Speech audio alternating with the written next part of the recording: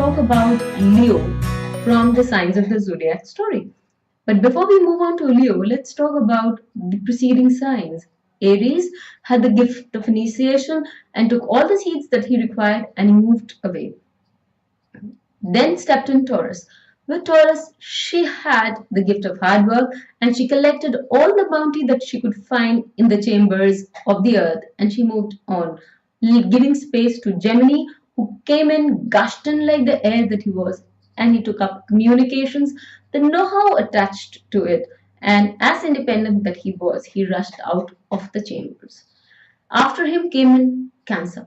Cancer was the water element, and she also took up a lot of emotions. She took up happiness, she took up home, she took up security, she took up earth, and she also took up the lands associated with it. And she left. While she was leaving, on the other side of the chamber was one beautiful king walking in.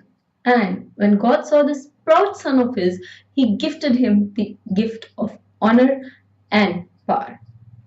With these gifts of his, he moves towards the chamber. Now, as Cancer is leaving the chamber, the entire chamber changes. There's a lot of bright light associated with that chamber. There's a lot of color associated with that chamber, and there is the roll of drums. And following the drums in all his paraphernalia is none other than Leo himself. He is the king of the zodiac.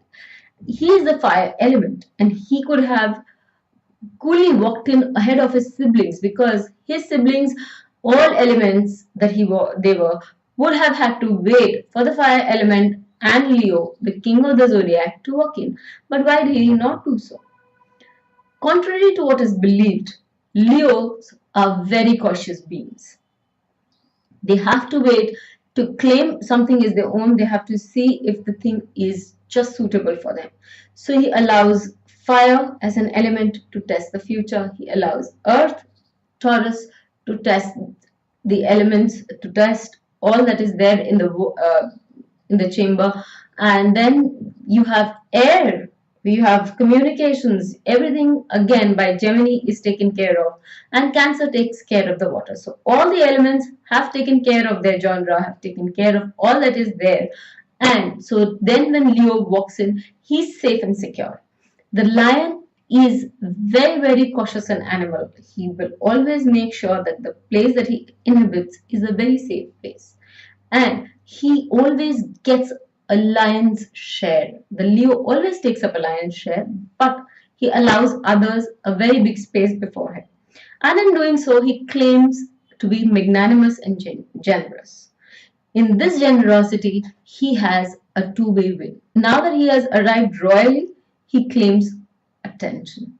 He becomes the prince of the party. He becomes the centerfold of the magazine. He becomes the king of the jungle. We have seen that the chamber has been nearly stripped off of all that there was. If you haven't seen the previous videos, please have a look at Aries to Cancer and you would realize there's nothing left, virtually nothing left in the chamber to be owned.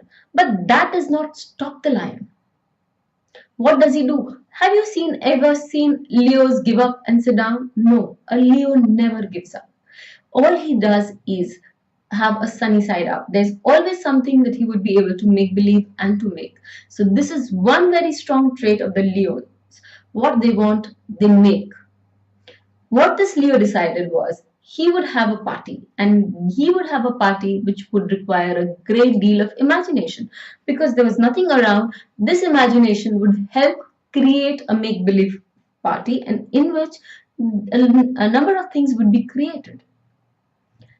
Since imagination has no barrier, only the best would do. So for the Leos, only the best matters. They always go for the best.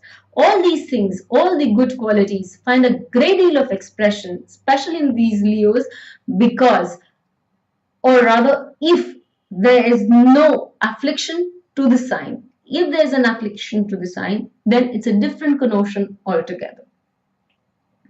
Like the leader that he was, he decides, he convinces everybody, that there is an ability to make believe and enjoy yourself. So they make believe, they have a party, and the best that they have. Everybody is socializing, everybody is having an entertainment. So socializing and entertainment also becomes the genre of the lion. The lion here is having a merry time. So we will also find that the actors, the actresses, the artisans, craftsmen, everybody who have an association with some form of art or creativity find a great deal of expression in Leo and in the fifth house of their chart also. Leo happens to be the fifth house of the natural zodiac. So the fifth house of a chart will have strong expressions, especially for those people who are too much into creativity. As creative as it is, drama, and then we have art, we have craft, we have sculpture, everything that there is associated with the arts that comes into the life of the Leos. And it has to be the top dollar stuff. Leos do not believe in very small change, in short change. They have to have everything which spells huge. Nothing but the best will do. And with celebrities, with artisans, with actors came in lots and lots of celebrities. With these celebrities came in power and position and the throne. So the number one position, the power and the throne is something that makes the Leo go. It is something that they always crave for. They move ahead with it. This Leo is not different at all. And he has to have that power. The creativity that is associated with it brings about a new high. A high amount of imagination, a fertile imagination is required for a person to be creative. Fertile imagination, this creativity gives a person a big high.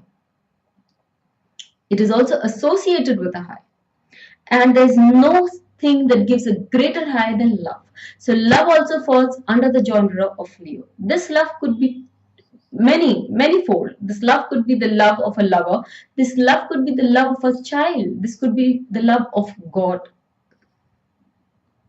The love of God is associated with all its beings and all. It's the belief system, and there is a huge amount of ability to change your belief systems if you have a love associated with it.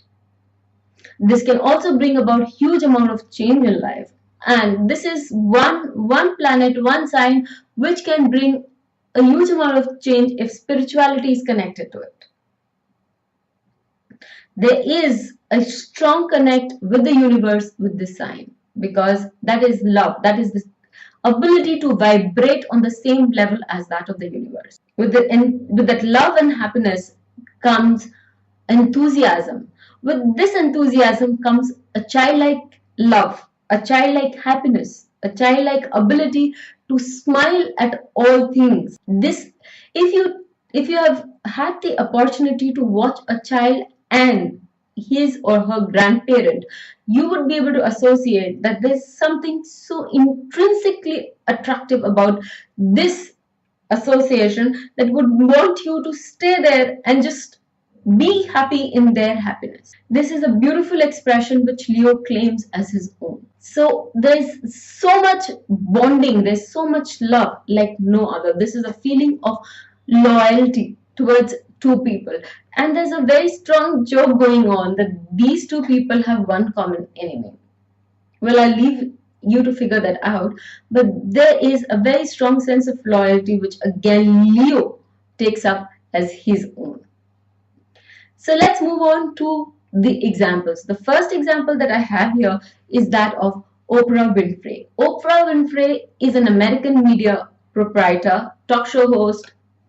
Then we have her as an actor, producer, philanthropist. She's one of those people who's known to be North America's first multi-billionaire black person, and she's ranked as the greatest black philanthropist in America. She has been ranked on many levels. She has helped people around the world, but more specifically in her country, in America, she's helped them to no end with her talk show host, which has recordedly for years together broken all barriers. She has earned a lot from those very talk shows, but in all her magnanimity, she had given an equal amount to the people. She's worked for the people, she's been loved by the people. So she has one of the Leos that lionesses that we see, and the second one that we move on is that of Charles Mackintosh. In Charles Mackintosh, we see a huge amount of creativity. He is was a Scottish designer and painter, and he was regarded as one of the most outstanding architects of the 20th century. He was a modernist in that he inspired to be a living architect, and he wanted things to be rooted in the modern day and not, he countered what was traditional. So there was a huge amount of creativity associated with it. There was a huge amount of ability to think, make believe. There is a very strong fertile imagination we see, and with the Lagna being that of Leo, there's an association of Rahu. Rahu is one of those elements that expands. So as this Lagna is supported by an expansive planet, his imagination was very, very fertile. At the turn of the century, he designed the Glasgow School of Art, and that was something is still known for its architect and architecture. So with this, we come to an end of the party that Leo had started. Nevertheless, we would want somebody to clean up all the mess that has been left behind by the party goers, and we'll see her moving in with Virgo. But before we leave, we would be very happy if you could leave your comments behind and let us know how you find the series. Thank you so much for that.